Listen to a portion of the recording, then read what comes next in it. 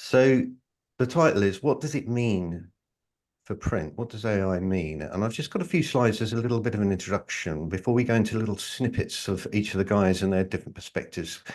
It's a highly debatable issue, isn't it? I think we've already, it's quite emotive. Some people are frightened of it. Some people love it. Some people are believers. Others are doubters. So I'm going to kick off. I'm going to work out how to share my screen.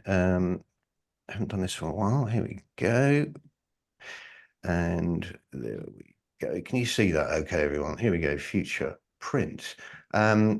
In short introduction to everybody here, Fred Lill is, I believe, co-owner or CEO of Lill Packaging, a highly innovative business based in the Cambridgeshire area.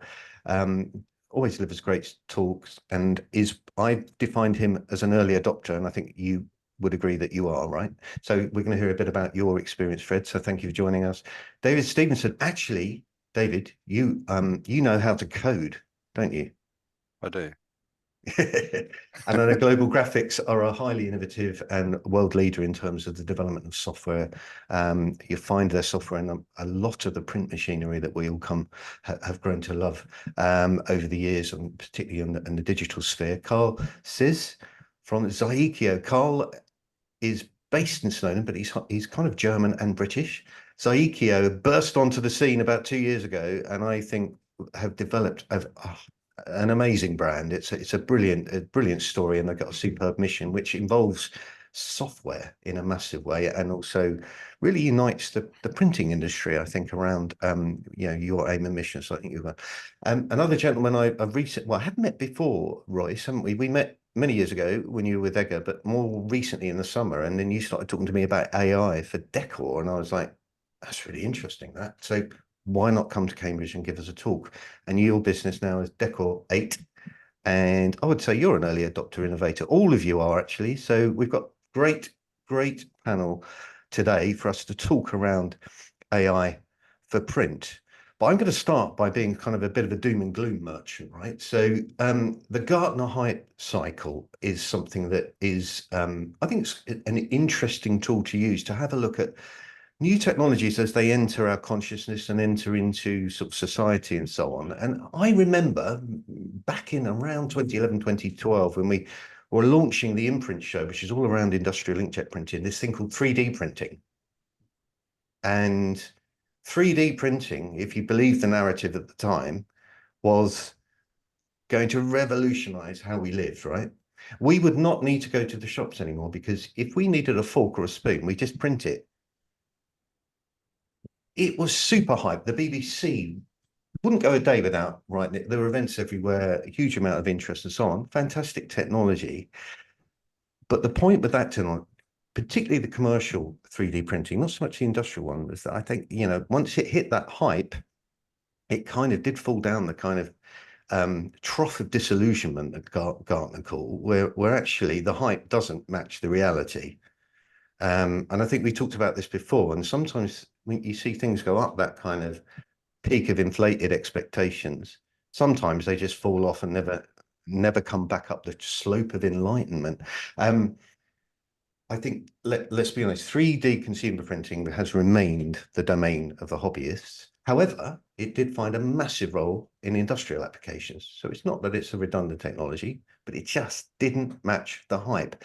And I do wonder, if we look at the kind of 2017 Gartner, if you look at the left, you have this thing called artificial general intelligence. The words even change over time. As we look forward to now, we see that generative AI, which wasn't even a term back in 2017, generative AI, which I'm sure the guys will help us understand what that means, really is at a peak now. So it's dominating the narrative. I think things like ChatGPT are clearly demonstrate just how amazing the technology and what the potential is. But on the flip side of that, people are frightened that it's going to steal their jobs, that it's going to, in the hands of the wrong people, it's going to be difficult to police and monitor and control and so on. Nonetheless, it may be at the peak, and let's see where it goes from there on in. But our focus really is to see what it means for the print industry.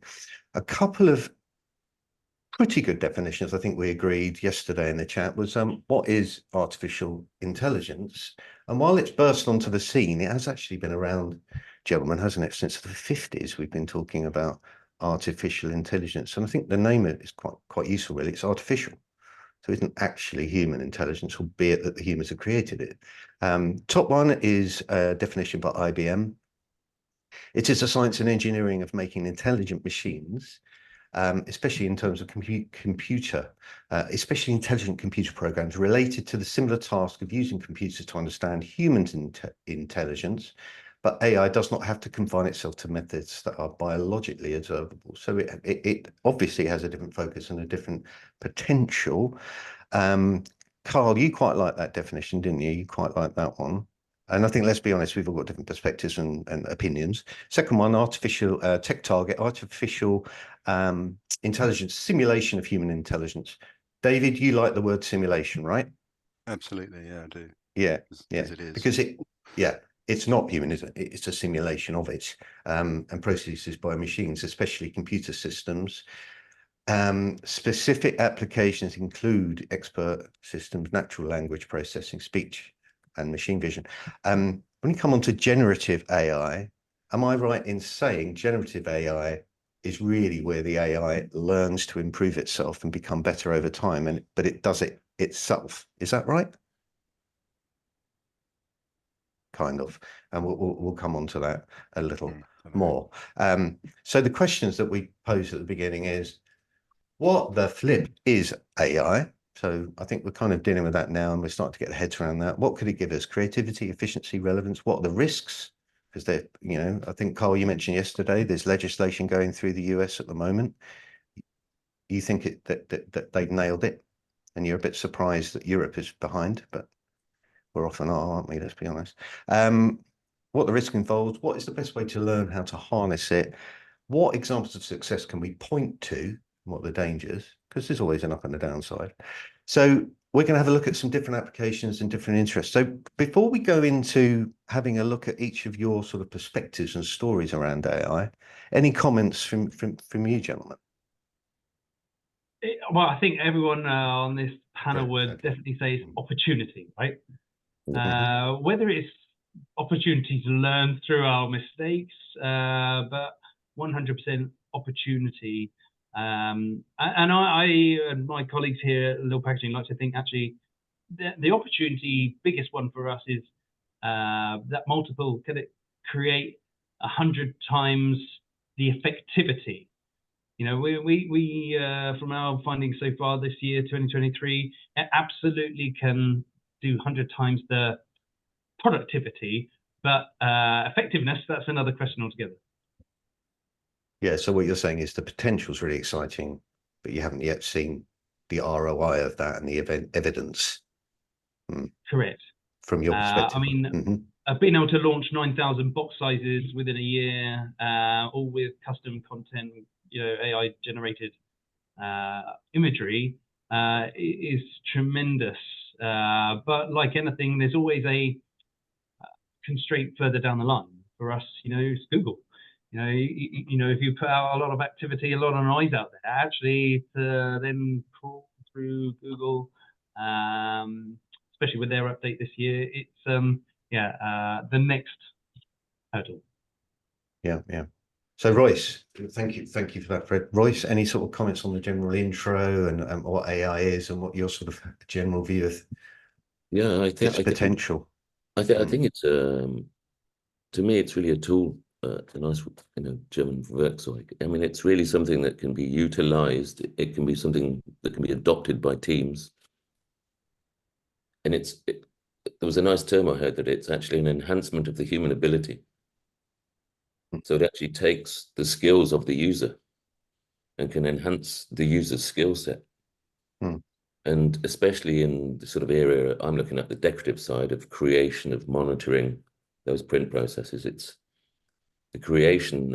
A nice example yesterday, I managed to create a data file of 1.20 meters by 2.60 meters at 300 DPI in just over 9 hours, which is actually pretty damn good going. And that's also seamless for print, digital print. And those things are really quite useful in a team environment, you know, that you're going to have. There's also that nice harmonization of the skill set. You no longer have the best person and the weakest person. It actually levels those skill sets out within the team. Mm. You know, there's also something I've seen that was, you know, the sort of business to business interaction, business to human interaction, and human to human interaction. And then I posted, what about human to AI interaction? If another human being is using AI, does it improve their skill set enough? You know, it's all, you're going to hear this a lot later, I'm sure. It's about language used within those concepts of AI in developing the skill sets. There was an event last week with the Moeller Institute, and they had an amazing guy talking about monitoring color, and they had 100 million data sets that they were monitoring, which he said it's a damn large XLS sheet. So it's a really large Excel sheet. He said a human trying to go through this would be going there for probably years, you know. I mean, it's really a tool that's, you know, a bad carpenter shouldn't blame his tools. Mm-hmm. It's the same thing with the AI, you know. Once you start blaming the tool for your error, it's all about feeding in the right information to get the right information out. You know? Yeah, and I often wonder whether this innate is going to massively enable us to be what humans are brilliant at, is creativity and solving problems and so on, and not doing the mundane tasks that just are repetitive and boring, but actually sort of really focusing on what we're brilliant at, and what makes us unique and individual and so on. Thank you, David. Yeah, give us your perspective from your sort of software coding area.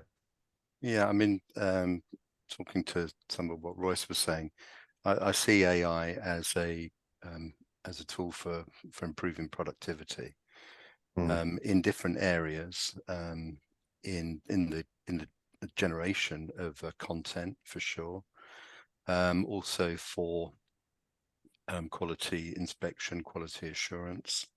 There's certainly a role for AI in that. In our I'll talk in a little while when I talk to the slides about the way that we've used AI to solve a particular problem, which we tried.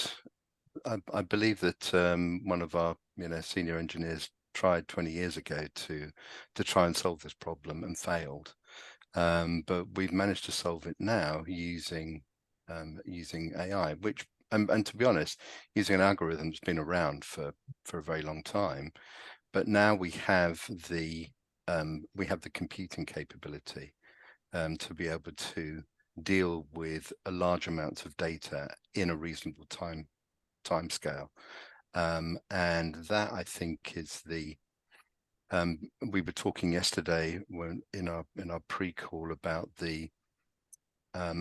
cloud computing, and how cloud computing and the huge data centers have made AI possible, because you need a lot of processing capability to deal with large language models and all of those kinds of things.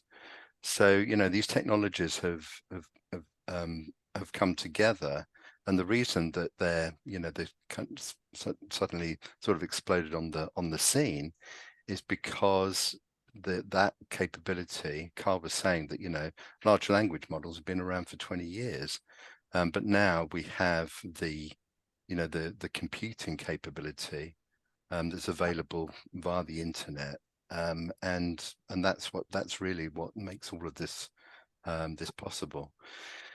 So for me, it's about productivity, and I think that the role of AI, not just in the print industry, but in other industries as well, is about enabling us to be smarter and to be able to do things quicker.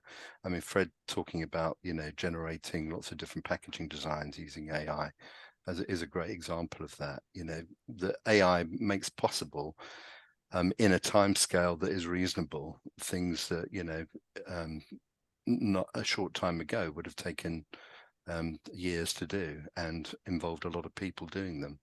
AI can shorten those timescales enormously. And you know, I see great great things for the role of AI generally, you know, to improve the human condition. Yeah, let's be honest, we could all do with that, couldn't we? Yeah, absolutely. Yeah. So Karl, give us your perspective on AI and you know, what it means to you. Thanks, David, by the way. Thank you. So yeah, I originally studied linguistics at university, languages. So large language models have always been quite an interest for me, because the very first translation systems were for languages, of course.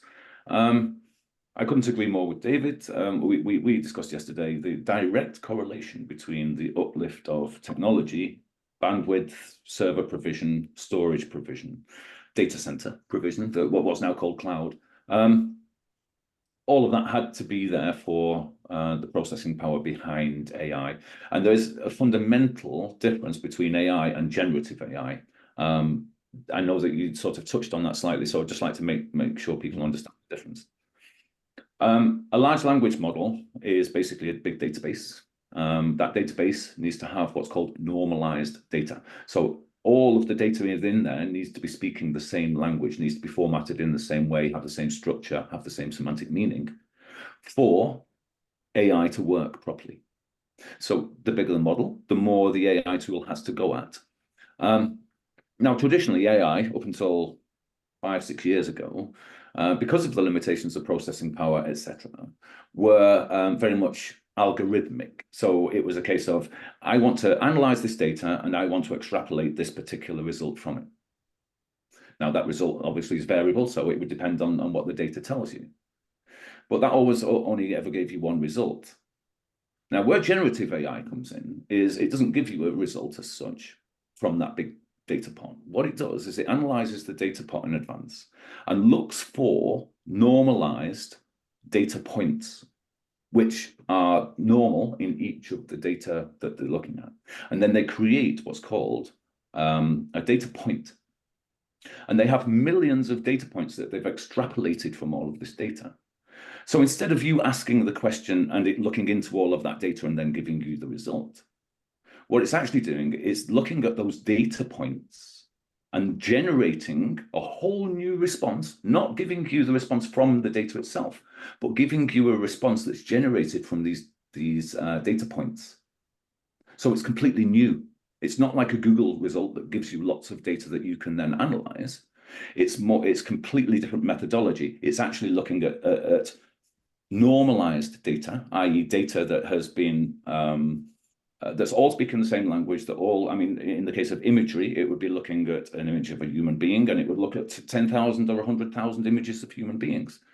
But the result that you will get will not be based on one of those pictures. It will be based on what the norms are, i.e. those data points. The generative AI bit comes from these data points and is a complete new result. So that hopefully explains the difference between AI in general, or what we used to call AI, i.e. give me this result once I've analyzed that data, through to here's the data that or the norms from the data that we found exists or is in our language model. And it's these data points that we will then create something brand new. And that for me is the opportunity that we all can embrace. It's the creating of the new. It's not extrapolating data for any other reason than we want to do something with it. And that's the opportunity for us as an industry to do something with that knowledge. Knowledge is power. We'll go through the knowledge triangle shortly, I'm sure. But for me, the opportunity for the industry, for everybody in the room, is to embrace what is available today. I don't think it's perfect today. It's nowhere near perfect today. But this next 20 years is going to be very interesting. And yes, there are some risks. I'll go through those a little bit in terms of what the US government have done shortly. But I embrace this. I think everybody in the room here is quite a positive person about AI. And I think its uses in the print industry are going to be absolutely wide scale. And I don't just mean front-end uses. you know, we're going to be discussing front-end uses, but there will be a whole extrapolation of that data out into, for example, preventative maintenance, looking for patterns, looking for ways that we can improve our businesses to avoid downtime, to improve operational efficiency, I mean, some back-end processes that nobody's even thought about yet. Maybe there are some companies out there that are working on those things. But my view is that every single person in this room, every viewer to the webinar, has the opportunity to start embracing AI today. So yeah, they're my initial thoughts. Brilliant, brilliant. Okay, well, listen, thanks for that sort of opening kind of thoughts on AI. I think it'd be great now to have a look at some of the content that excellent content you delivered at FuturePrint TECH in Cambridge. So yeah, so I'll again go back to the complex task of sharing my screen, and invite you, Fred, to give us a bit of a feel for how you've deployed AI within Lill packaging. So one moment. Here we go. Yeah, but while you're bringing that up, Marcus, that's actually a perfect run-on from what Karl was talking about, because actually we wanted to be one of the early adopters on the front end of generative AI. And from our perspective in particular, this is about trying to give your innovations, your inventions in whatever niche you're in, as much noise as possible, as in, the reach out there, don't settle for just within a Cambridgeshire bubble, get it out there in every language possible around the world. So, yeah, I think it explains a bit more in detail some of the impacts of this from here, doesn't it, Marcus? Yes. But as I mentioned in my first opening kind of a few moments, it's about whether this is going to be 100 times more effective is the learnings for us over the 2024 period, because actually 2023 done, it was definitely, I mean, our actual findings is at least 86 times more productive. But yeah, this was an interesting slide, wasn't it, from the Cambridge presentation. AI Fred, as an avatar of myself, talking in different languages, up to 126 languages. So, all these images that you see in front of you on a screen share here are completely AI generative fill created. Actually, you would just put the dimensions of the box into your program, and it would give you ideas of what would fit into that size box. And then once you select coins, it will shuffle through various different coin shots. But looking at the coin specifically as image 3, I mean, I am still blown away by that shadow area from those coins inside, the reflective properties of it, when you consider that is just an AI generative image. That would have taken me considerable time to make it look that good inside a box of that size. So this isn't just drag and drop. This is seriously clever, and the same with the key and the container on the bottom right. The shadow area, if you look really closely, it is very detailed. So from an imagery point of view, the print and packaging sector rely on quality imagery, right? And often route to market can be all about getting that artwork very quickly. And I think we've all, as printers and packaging manufacturers, had a slowdown through, actually, Marcus, if you're right, going back to the previous slide just for a moment, had a slowdown where provided imagery for a brochure or some kind of packaging, where pre-press guys haven't said, Josh, resolution's not good enough on this one, I'm afraid. Can you get the client to resupply? Well, generative AI will upscale imagery for you. So you don't have to have that interaction going back to the client all the time, pestering them. We all feel like we're pestering whenever we're inconveniencing client with a revision, whether it be even bleed. Oh, great, AI generative fill, there's nothing better to do. Shove on some bleed there, get the program to run it itself. So, yeah, I mean, this was our output, let's say, in launching these 9,000 box sizes, all with unique imagery and dimensional lines through 2023 with 12 different options. One of the best bits of all, as Marcus was showing on the next slide, translated into over 120 different languages. It's something like 126. So yeah, I could effectively do any presentation on one of these boxes with my face, or what looks like my face, an AI generated Fred Lill avatar speaking in any of these languages, and this is just a brief selection of them. Basically explaining the benefits of the box. So it really does open, you know, the imagination into what is possible here, as in the ability to create is just extraordinary. So I think there's just one more slide, isn't there, Marcus? Yeah, that just kind of summarizes in a nutshell how much more productive this is. So I mean, I was talking at the presentation in Cambridge how, you know, a photo shoot, you'd be absolutely going some, it says in the top line in grey there, doing 20 shots per day, trying to find the right prop, trying to find a decent enough background or backdrop. Hey, background's the easiest thing to do, by the way, on AI generative fill, right? I want the Alps in the background, you know, or whatever it be, lifestyle photography. It really does help. And the content, the second section here, that would have taken us 10 years to have written all that unique content. But of course, programs like ChatGPT, we happily mention ChatGPT as one of our partners because I think being owned by a huge group, there is an element of trust with that program that I feel comfortable with. And that is something that I think Karl was saying he was going to talk about later, risks of AI, that actually it's about what you feel you can trust being the creators of this content. Because in my opinion, this is just enabling AI generation is enabling us all to be editors. I know you touched on, Marcus, earlier that it allows us humans to be more creative, more creators, or more as creators. Actually, in my opinion, it instantly enables us to be editors because the AI generative function is creating it for us.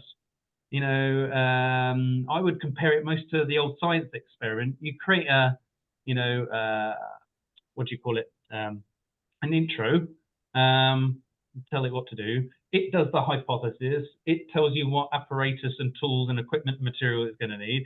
It does the testing. It does the results. It does the conclusion. And all you do at the end is you edit that and go, is this conclusion right as an editor? Yes, it is.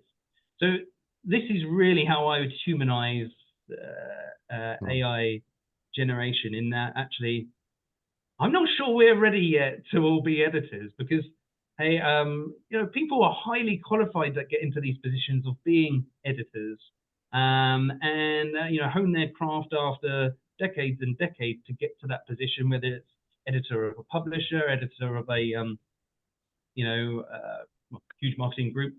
And we can all become that overnight. And it's just trying to remember the responsibility that goes with that. So myself personally, in the translation into these 120 languages, there is an element of trust, and that's why I choose very carefully about the programs I use to do that, because ultimately I don't speak 120 languages. You know, I can't even claim to speak 2. It's 1 and a little bit of German. But the video content is tremendously exciting. The fact that actually, yeah, creating an AI avatar of yourself within 90 seconds, that you can then get it to talk on any subject. I didn't think it appropriate for today. This is real me, not AI Fred. But this is a very good summary that says in one slide, in a nutshell, it's extra productivity. But again, you know, it's all to learn what Google then makes of this over the coming. Yeah, brilliant. Thank you very much. Really exciting. Got a question actually from the audience. And I was saying, somebody's asked, Paul Sherfield asked, did you come across any rights issues with the content you've used? No, in fact, the rights issues was more about the videoing of my face and voice in creating that avatar. And that's why I say think very carefully and very wisely with that, because the last thing you want to be in risk of is your face, your voice being somehow used in some other walk of life. Yeah, it's very much about trust. Thank you very much. Really interesting, and fascinating to see in 12 months' time where you've got. So I guess at that point you'll be able to look back and go, these are the results from this. So yeah, brilliant. Thank you so much. Sorry, yeah, 86 times more effective, 65 years work. I'll take that. 9 months. 86 times more effective than my normal working day. Yeah. Well, I guess I'll take that. Yeah, very good, very good. And I was quite shocked recently when we did the call before this, and you didn't have your green top on, but you're on brand today. I'm pleased to see that. Thank you, Fred. So yes, thank you very much. That's a good There is overview. AI spread actually. So actually, at least these sorry? timestamps. There is AI spread down there. I I noticed. see. So actually, at least these timestamps before I receded too much. So All right, brilliant. good reason to do it now rather than later. Yeah, absolutely. Great stuff. Thanks very much. And now we're going to move to global graphics software, actually still in kind of the Cambridgeshire area, Camborne. Yeah. So obviously there's a theme running here. Before we leave the Cambridgeshire area, I thought we'd introduce you, David. Okay. Obviously with your perspective, so you are using AI from a software area. So give us a flavour for your talk and your story. Yeah, sure. So I'm the product manager for a technology called Streamline, which is concerned with solving one particular problem. We have a DFE, digital front end, and product called Smart DFE, and it drives our RIP, which is the Harlequin RIP. Harlequin RIP may be familiar to some of the people on the call. And the thing that the Smart DFE is designed primarily for driving roll-to-roll single pass inkjet presses. And the particular way that it works is that we rip the pages of your PDF to raster, and then send the raster to the printhead electronics. And we do that without any intervening storage.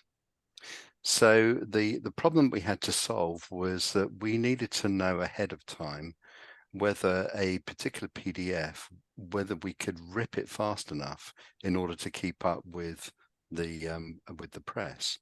So and very often the jobs that our customers want to rip are based around a variable data, or could be decor as well. And every page is different, so you have to rip every single page.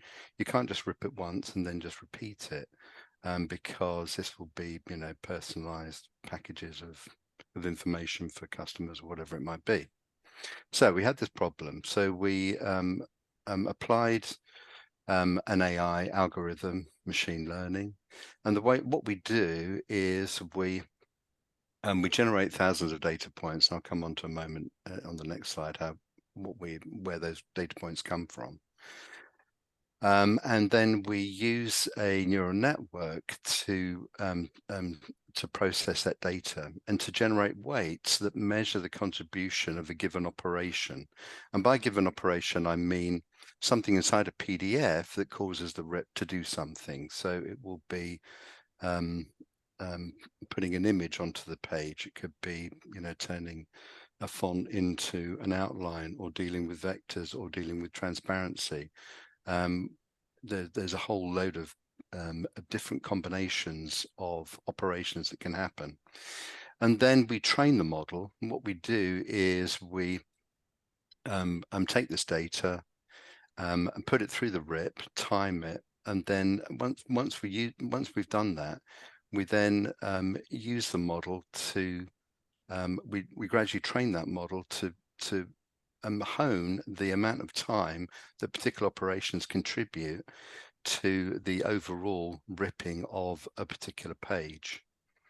So the important thing is that having got a trained model, and the training itself can take several hours to run, but once we have that model, we can then very quickly use it to estimate for a completely new PDF how long it will take to go through the RIP, because all we have to do is analyze those operations, then assign the weights to them, literally sum them together in order to arrive at a time it's going to take to rip the page. So if we go on to the next slide. Okay, it's kind of a bit weird, but anyway, not to worry. So we have 213 operations in around 10,000 distinct combinations. So this is the data set that we're dealing with. We measure them by generating a PDF. So we use our own technology to do this, and then we can precisely create a PDF with a set of objects that we want to measure. So they could be, for example, here we've got some images. One is the middle image is occluding the corner of the image that's furthest behind, and then there's an image on top that's got some transparency. So there'll be an area of where those two images overlap, where the ripper's going to have to do something different in order to produce the final result. And so we create all of these objects, lots of different color spaces, transparency and overprint properties. We measure we put those actually through the rip and measure the time. And then those are that's the data set that we use, that we apply the machine learning algorithm to tease out the contribution that particular elements of the page. So the reason that we have to do this, why we have to train, is because we may find that if we put something simple through like this, where there are just images together, we'll end up with a certain result from the AI, and then we'll put another combination of images together and we'll get a different result. And the purpose of training is to kind of munge all of that data together so that we end up with a correct weight for the operation that we're measuring. I'm not sure if I've explained it terribly well, but the important thing is that it gives us the ability to predict accurately. And what you're seeing on the left here, each of those dots is a PDF job, and the position on the graph is on the y-axis we've got the predicted time, and on the x-axis the actual time. So obviously we want the dot, if possible, to fall within the on that center line, running from bottom left to top right. You can see there's a cluster of dots down the bottom. Those are shorter jobs. Shorter jobs often are the ones that are accurate, are more accurately predicted. As we get to jobs that take longer, the prediction is falling slightly outside and further away from that center line. But the important thing is we now have a methodology to ensure that when a job hits the DFV, we can inform the operator whether it's going to be able to rip fast enough. And then the operator is then able to take action. So he could decide to slow the press down if that's necessary, or he could, take some other mitigation, possibly even ripping it offline if that's what's necessary. The other thing that came out of this work is something we call the performance fingerprint, and this, I think something went wrong with the colors on this graph.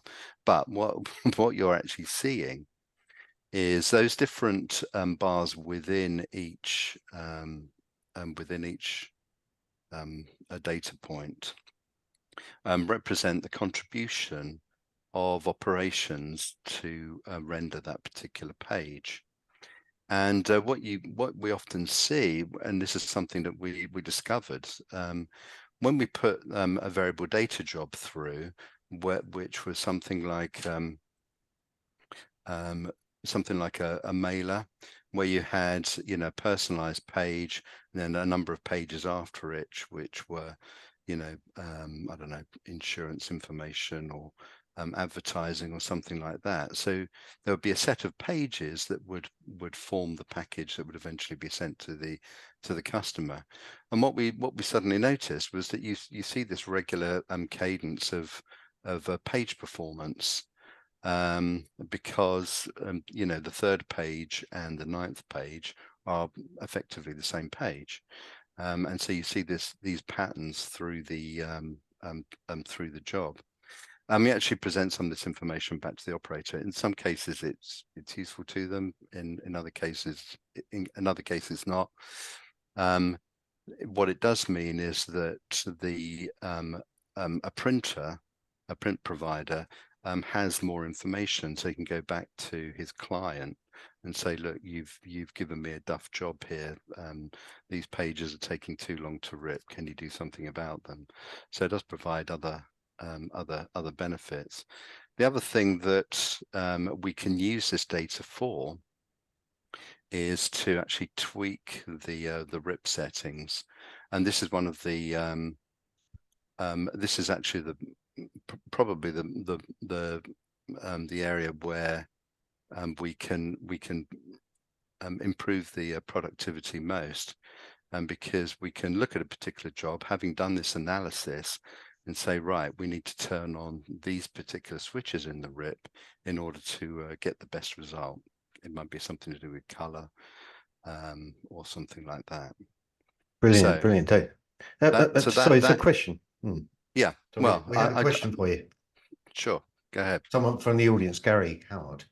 And I was thinking similarly, actually, given what you're describing there, David, is this really giving a huge amount of intelligence and control to the, you know, to the print operator. Gary's asked, does the panel believe that Gen AI will replace the lower level skills provided by creative advertising and media agencies? Do you think that's what's, you know, with this level of intelligence, you'll be able to remove a layer of you know, sort of fairly perfunctory roles? I mean, is that what this is you're going to see? Agencies will then be able to rely more directly on you, that as opposed to others. What do you think, David? Well, we talked a little bit about this yesterday, and we were sort of making the comparison to the early stages of the Industrial Revolution. There is no doubt that the job roles are going to change, because, you know, some of that grunt work, as we sometimes call it, need not be done now by, you know, by your intern or your low-level employee. Instead, you can empower them to use tools, you know, AI tools, and improve their, you know, their productivity, and also, you know, make their job more enriching as well. So, you know, to the point that was made earlier about, you know, we'll become editors.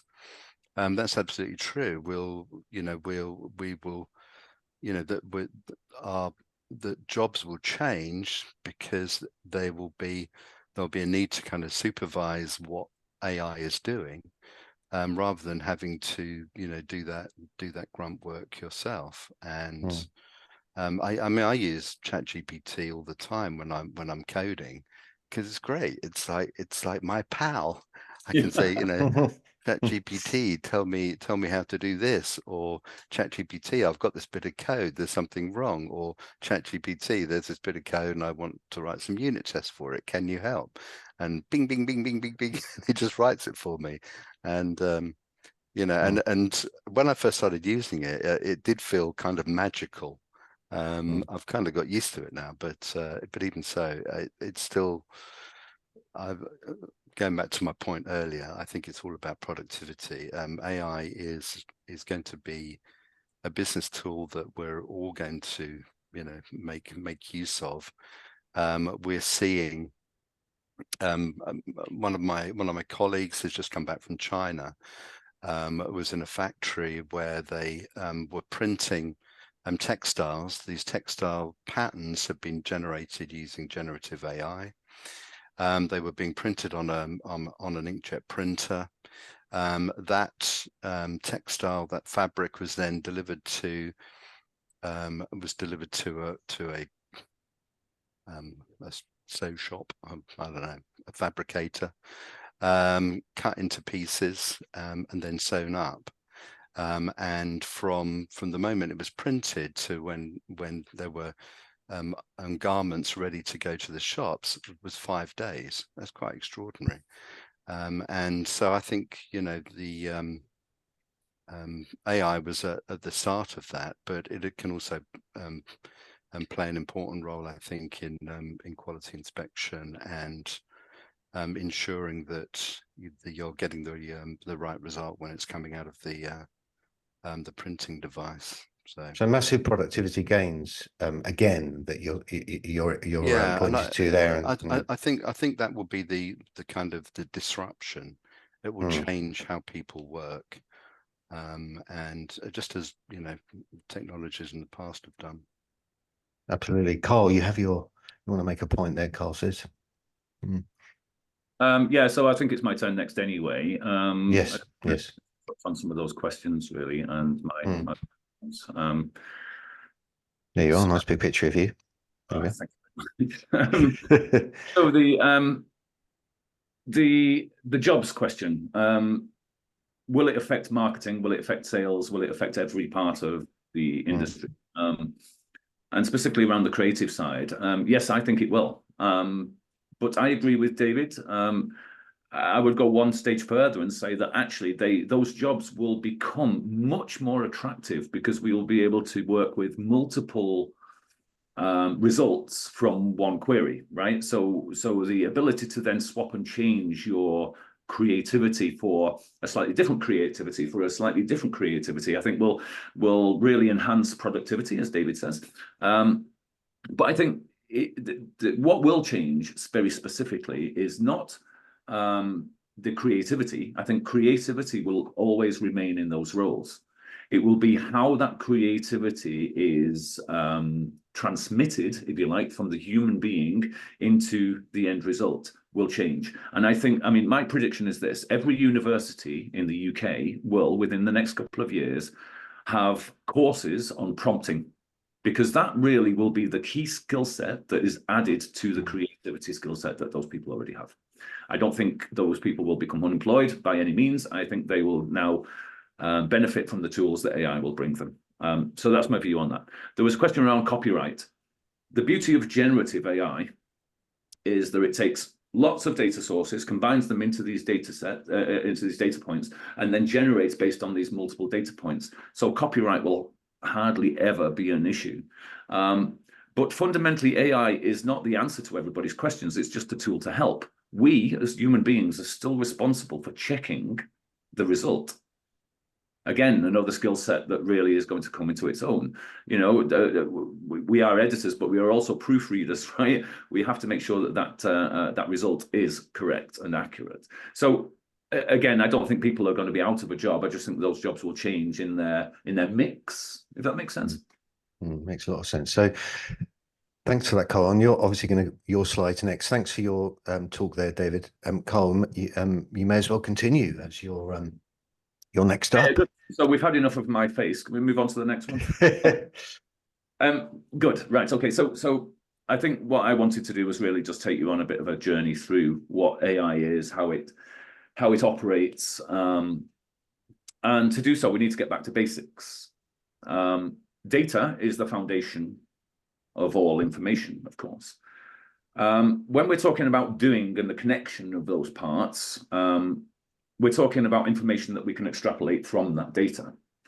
But actually, that's just information. We then need to pull that information together and make informed decisions. We need to draw what we would call in human terms a conclusion from that data. So going back to the data normalization thing that I talked about before, AI is based on this green bottom layer here. It then goes on to do the rest of what a human being would do, to the point where it gets to the top here, the wisdom element. Now, we as human beings have all of the experience based in the past that we then bring to who we are today as human beings. Very much data is the same thing. Data is always in the past. It's always a past thing. You cannot have data about the future. You can only guess at what's going to happen in the future based on the data that you have from the past. So where AI really wins out is this bottom layer of data. They've turned into large language models. Now, the large language model is the thing that all AI uses, but it's different pots. So you'll have a large language model for translation and interpretation of different languages. You will have a different one for video. You'll have a different one for imagery. You'll have a different one for text. There are so many different tools out there, but the one thing that unifies them all is this bottom layer of data, because it is normalized. It's not different languages. It's not different. It's all using the same language, the same logic, if you like, the same semantics. Because of course, if you have different semantic structures, then you're going to have different sets of data that are uninterpretable from the main core. So the one thing that really sets AI apart from this as a standard model, this is the knowledge triangle. This is data science 101. But AI has taken this to a whole new level. And if you want to move on to the next slide, that data has to be based in some sort of semantic structure. We have to normalize our language for AI to work. And this is why prompt engineering is going to become so powerful in future. Because AI is nothing without the prompt that you put into it. Now, at this stage, AI is, I guess, just like an old language. It's still learning. It's still becoming richer. The semantic nature and the structures behind it are growing and growing and growing. So I think we're only at the very beginning of AI. But the reason I show this screen here is because AI is based on simple structures where everybody understands what the little birdie sat on a stick means, or everyone understands what the little waves are. Now, we, in our modern context, don't understand this, but this was it's one of the very first times that data really became important.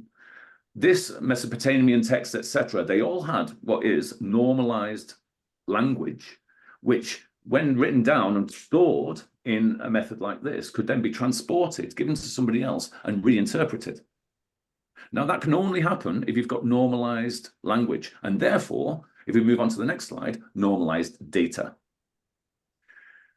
The way that AI is is helping us is because it normalizes our language. It stores the data, and then it distributes it when we ask. So it's the same as that ancient tablet. The only difference is here we have security, we have scalability, and of course we can make that job data about that data about whatever we want. In our case, because we're in the print industry, we deal a lot with job data. But what we're doing is we're normalizing that job data for the entire industry, because the industry will become more efficient if everybody talks the same language. If all the machine vendors, if all the software vendors all talk that same language. Ultimately, I believe that as we move through the next few years, AI will require a much more consistent language from print, from various other industries. And what we're doing here is we're providing a data layer that normalizes from your web to print, from your MIS, from your imposing, all sorts of other things like imposition and color correction and so on, right through press, logistics, etc. And we feel that actually the way that AI is using normalized data is actually really attractive to us as an industry as well. If you normalize the data and get everybody to speak the same language, all of a sudden we're talking all of those different languages in one. You want to move on? Oh, yes. That's the last of mine. Well, I got through that quite quickly, but I mean, I have to say that data normalization is the key to the future of, I think, the print industry as much as it is AI. And the bigger that those pools of normalized data get, the better we're going to be, not just at the front end stuff, like creating nice websites or texting multiple languages or translations and that type of good stuff. But we're also able then to look at the background stuff, how we as organizations use that data to become more efficient, to talk, you know, the same data at the point of entry as the point of exit, so that semantic layer through your organization just smooths absolutely all of those headache integrations you have, all those headache, you know, does this integrate with that, or is my digital machine linked to the same systems as my my litho machine? So yeah, in many respects, I think the data normalization that's happening in AI will benefit this industry, i.e. our own print industry. Literally, over the next few years, there's going to be a huge shift in the way that we as an industry operate, I believe. Yeah, thanks, Karl. And really interesting. And also love the thing you were mentioning there about prompt engineering. Clearly a massive accelerator and a tool for innovation as well, isn't it? I mean, a fantastic way to test ideas and fail less, very much hopefully. Yeah, so in the same way as 10, 15 years ago, we had all sorts of university courses springing up around social media, you know, around e-commerce and so on. I genuinely believe the next 5 years is going to be interesting in the education space as well, because I believe prompt engineering is genuinely going to be one of the biggest sort of growth areas in education over the next 5 years, I would say. Brilliant. Thank you very much. Royce, you've been very patient. Thank you, Karl. You've been very patient there, and you're going to give us a different perspective, because your area, your industry for many, many years has been decor, and obviously a fantastic talk you gave in Cambridge. So take it away. Thank you. There's actually some interesting overlaps between each of the presentations today. I'll just sort of bounce back. When I first arrived in Germany, I was working for what was actually a localization firm. And I was helping them transition from Heidelberg machines into digital print machines. And because it was a localization firm talking about languages, that company actually started off by trying to introduce in the very early 2000s sort of this software, which was actually machine-based translation. And I was one of the team members, and at the very beginning, we were just lining up Excel sheets with words. And it built through into larger modules. So language is extremely important. And this was one of the first slides I had, and it was the secret of getting ahead is getting started. And it's actually, for me, one of the fundamental things for any business, any problem you have. Take that first initial step. Don't be anxious about it. Don't be scared about it. Take that first initial step. And this is a reference, this slide is a reference to that whole process. My very, very first digital camera, and I've actually still got it in my hand here, and it's actually in the photograph here. This is a Quick Take 100 from Apple. And it used to take, what we look at now, it takes absolutely horrible, tiny little photographs. But at the time in the middle 90s, this was absolutely astounding. I mean, it was groundbreaking. And then 20 years later, there's the Nikon. And this is a 20-year gap physically, 20 years of physical manufacturing. And in those 20 years, when you calculate what we're doing with AI in image terms, in 7 months, they achieved the same ratio of image scaling, image generation in AI. In 7 months. The future is just absolutely going to be incredible. I think it's absolutely astounding what is happening on a weekly basis. It's difficult to keep catching up with all these things at the weekend. There are no free weekends at the moment. And there's a nice image from prompt imaging and prompt engineering on the left-hand side of my screen, and on the right-hand side is generative replication. It's a sort of term I'm using because I'm a Blade Runner fan and I replicants in the film. And again, going back to previous comments about prompting, I really do believe that prompting has an amazing future, even in image working. So your classic repro person is actually creating image files for digital printing. I was talking recently to a human resources expert, and he says, oh, we should start thinking about putting prompting down as a skill set. And it's really, that is actually starting to take off. And it also shows you how skilled humans are, because 7 months ago, I actually typed into ChatGPT, prompt engineering, could you give me some information? And it gave me information about prompting, what it was, and it gave me information about engineering, but it didn't tie the two together because the data sets were too old. And I was already getting training offers about prompt engineering and courses. So it also shows you how creative humans are to create courses about something that AI wasn't actually aware of at the time. I just thought there was a strange twist there. So on the left-hand side, it's the quality that you're getting from prompt engineering at the minute, which is actually really very good. Textiles and certain decorative areas, absolutely astounding. The generative replication is actually taking these design houses, their material that they have in the design houses, feeding them into AI engines, and you're creating a much more finer detail. I mean, some people, I'm sure, hopefully in the audience will actually realize the difference between, so say, advertising on a huge billboard and then actually putting stuff on a wall panel. There's a huge difference in the quality of the print. So these are two ways of approaching those issues. You can use one skill set, prompt engineering, for creating designs for marketing material, for printing material, for almost anything online. And then generative replication for things that are much finer in detail and of a higher quality. So the print industry has it's really like Pandora's box at the moment. You've opened it up, but in Pandora's box is also the cornucopia. It's absolutely full of potential.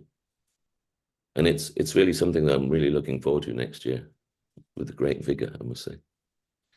And this is a classic to sort of let people see the difference between which is AI and which is the source material. So one is actually a scan and one is actually generative replicated. And these, I've actually managed to print these on furniture edging material and show them to people in the industry. And they are impressed with what's going on there. I mean, it's baby steps. We are absolutely the very first. We are not running the marathon at the moment. We are just starting to learn to walk with AI. And we're all experiencing new twists, new turns. And yeah, the future is just amazing with this sort of stuff. It's the potential. I've previously in digital print printed monitor or stripes to actually monitor the print quality. And every day you were monitoring this and you were probably getting like, it's just 80 data sets a day. But then you calculate this over a year and over 2 years. And again, in an Excel sheet, you've got this huge data set to go through and you're trying to filter it out and you're doing all your delta E averages. It's crazy, but with AI helping you with this sort of data set, you can start monitoring your digital print quality as well. I mean, these things are absolutely awesome. I mean, the potential is really quite great, I think, honestly. And I've finished. I don't want to take up too much time.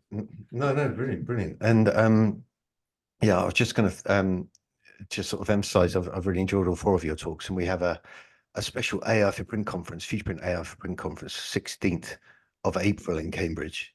And I hope all 4 of you are able to join us for that.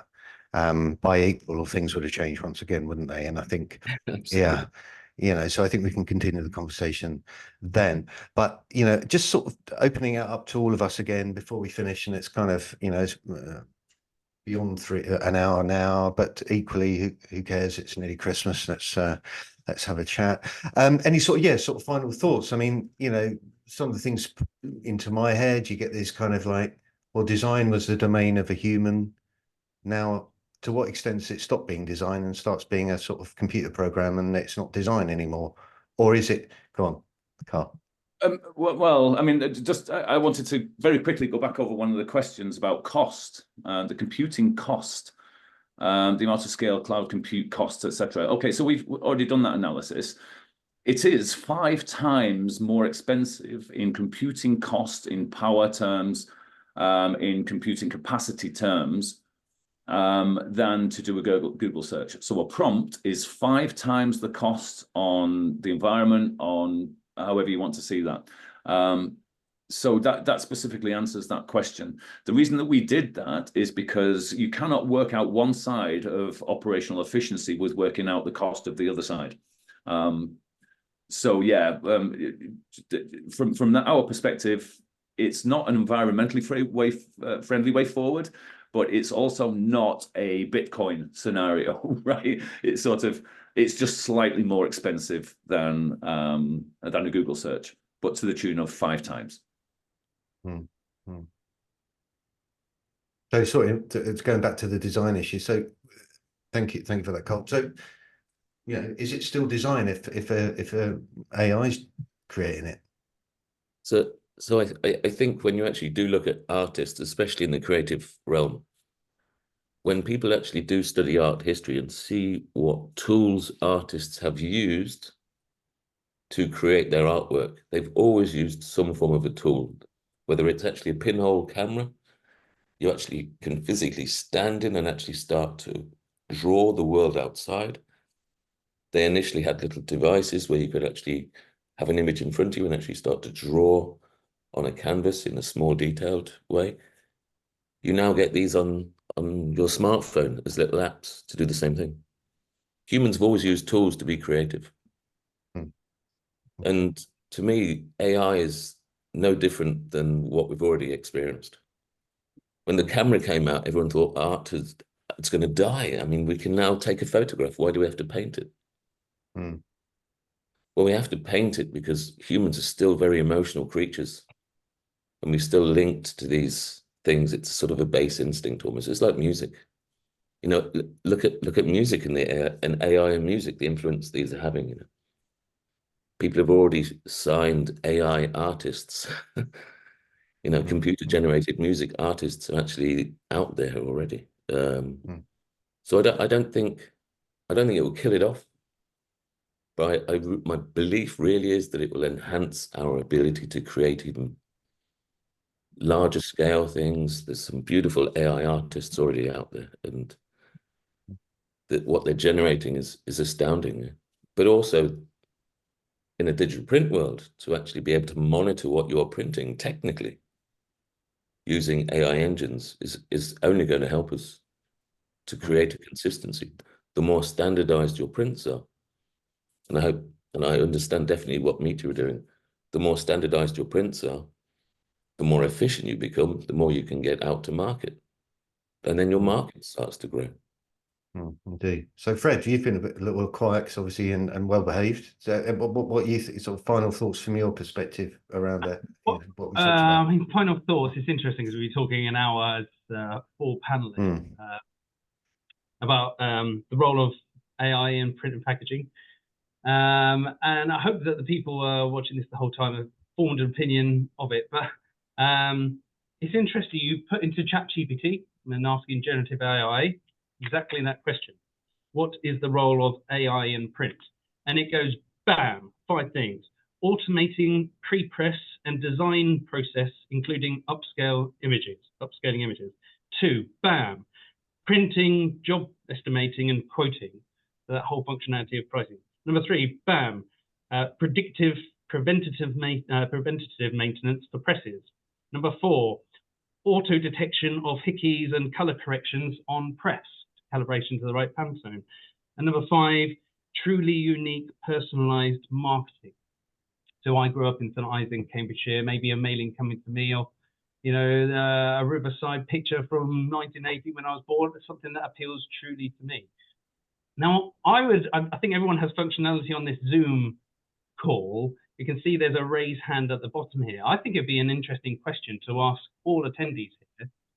Do you think that actually the AI answer of those BAM 5 things has actually been a more effective response to the question, what is the role of AI in print, than us 4 humans? I mean, it would be actually a very interesting experiment of us 4 with relative expertise in digital print and packaging. That actually AI or humans. So hands up if you think that actually it's AI that has given you the better response in those BAM 5 aspects of what is the role of AI in print, and I think it would be I'll join them. very interesting. And also humiliating for myself, Royce, Karl, and David. Well, it's certainly more succinct. There's no question about that. So actually, what's quite good from our own perspective of, let's say protecting our own pride, is that we have how many hands up at the moment, Marcus? You've got 5. You've got 5, but Okay. 7 now. So I'm hoping Mine up as well. Okay, I'm hoping the vast majority have actually 9. really learned from this panel of us. Yeah, and I think that's given a really good succinct answer, but it's not very nuanced. So what you were saying earlier about the oddly humans seem to becoming less nuanced, but it requires nuance to be able to use AI. So there's lots of sort of like conflicting but equally quite interesting patterns going on there. And just sort of final thoughts, David. Well, I quite like what Fred did there, actually, the getting ChatGPT to summarize our entire discussion. Yeah. I'm excited about the future. We've made a small step in the technology that we've developed, but I know that it's going to grow and grow. So I'm looking forward to what comes next, and I'm seeing AI all over the place. It is very much mot du jour at the moment because of with the launch of ChatGPT and that sort of thing in 23. But looking at industry opinion pieces, they're all talking about the role of AI in print, and so I think we can expect this discussion to continue, and for it ultimately to become normalized, to use Karl's favorite word. And I think you're right. And give it 3 or 4 years, will we be even talking about it? It'll be so normalized, it'll be part of every day, won't it? Yeah, it will. I'd imagine. Well, listen, guys, thanks so much. Unless you've got any sort of final passing thoughts, thanks so much for joining us. It's been a really interesting hour. I've learned a lot. It's been fun, interesting, engaging. We've had a great crowd of people from all over the world joining us. And you're very welcome to join us in Cambridge, April 16th. So thank you very much, and Merry Christmas and all of that. Happy New Year. Ciao. Okay. Bye. Thanks, guys. Thanks for watching.